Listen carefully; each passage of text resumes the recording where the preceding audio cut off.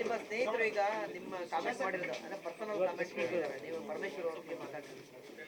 So ಏನ್ comment ಮಾಡ್ತೀರಾ ಅಂದ್ರೆ ನಲಸತ್ತವರು ಅನ್ನೋ ಒಂದು ಪದನ ಬಳಸಿರುವಂತ ಯಾರಿಗೆ?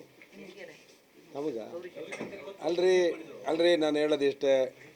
ಗೌರಿಶಂಕರ್ ಅವರು ಕ್ರಿಕೆಟ್ ಸ್ಟೇಡಿಯಂ ಇನಾಗ್ರೇಷನಲ್ಲಿ ಸಿಕ್ಕಿದ್ರು. ಹೆಗಲ ಮೇಲೆ ಕೈ ಹಾಕೊಂಡು ನಾವಿಬ್ಬರು ಸ್ನೇಹಿತರಾಗಿರೋಣ ಅಂತ ಸ್ನೇಹಿತರಾಗಿ ಸಜೆಷನ್ಗಳು ಕೊಟ್ಟಿದ್ದಾರೆ, ಮಾರ್ಗದರ್ಶನ ಕೊಟ್ಟಿದ್ದಾರೆ. ಸ್ವೀಕಾರ ಮಾಡ್ತೀನಿ. ಸ್ವೀಕಾರ ಮಾಡಿ ಅವ್ರು ಏನು ಸಜೆಷನ್ ಕೊಡ್ತಾರೋ ಅದ್ರ ಪ್ರಕಾರ ನಡ್ಕೊಳ್ಳುವಂಥ ಪ್ರಯತ್ನ ಮಾಡ್ತೀನಿ. ಸ್ನೇಹಿತರಾಗಿ ಹೇಳಿದ್ದಾರೆ ಬಿಡಿ ಅಷ್ಟೇ.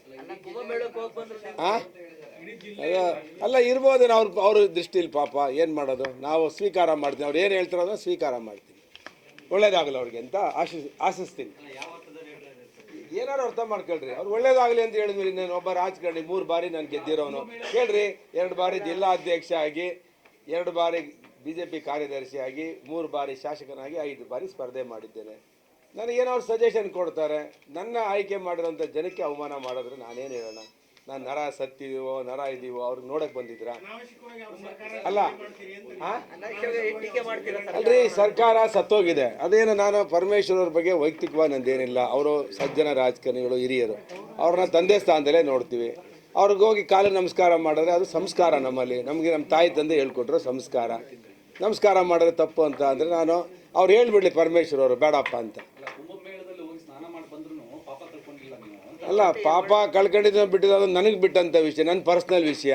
ಅದು ನಾನು ಸ್ನಾನ ಮಾಡೋದು ಪಾಪ ಕಳ್ಕೊಳ್ಳೋಕ್ಕೋ ನನ್ನ ಕ್ಷೇತ್ರಕ್ಕೆ ಒಳ್ಳೇದಾಗಲ್ಲೋ ಅಂತ ನಾನು ಮಾಡಿರೋ ಪ್ರಾರ್ಥನೆ. ಅವ್ರಿಗೇನು ಗೊತ್ತಿದೆ ಪಾಪ. ಅವ್ರೇನೋ ಅವ್ರು ಸಜೆಷನ್ ಕೊಡ್ತಾರೆ. ನಾನು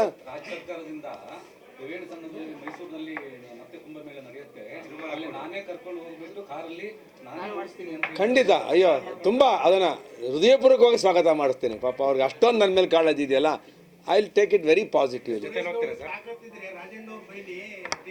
ನೋಡ್ರಿ, ನನಗೆ ವೈಯಕ್ತಿಕವಾಗಿ ರಾಜಣ್ಣವರಾಗಲಿ, ಗೌರಿಶಂಕರ್ ಮೇಲಾಗಲಿ, ಮತ್ತು ಪರಮೇಶ್ವರವ್ರ ಮೇಲಾಗಲಿ, ಸಿದ್ದರಾಮಯ್ಯವ್ರ ಬಗ್ಗೆ ಆಗಲಿ, ಯಾರ ಬಗ್ಗೆನೂ ನನಗೆ ದ್ವೇಷವೂ ಇಲ್ಲ, ಮತ್ತು ಯಾವುದೇ ಒಂದು ಗ್ರಿಜ್ಜಸ್ಸು ಇಲ್ಲ.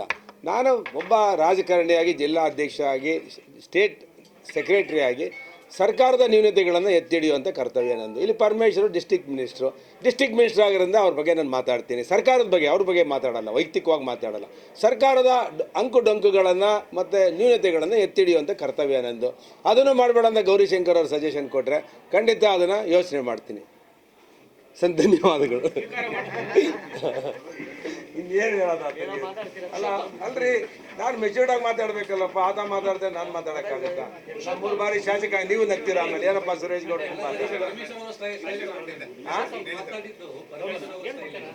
ಅಲ್ಲ, ಅವ್ರ ಥರ ನಾನು ಕಲಿಬೇಕಲ್ಲ ನಮ್ಮ ಸಜ್ಜನ ರಾಜಕಾರಣಿಗಳನ್ನು.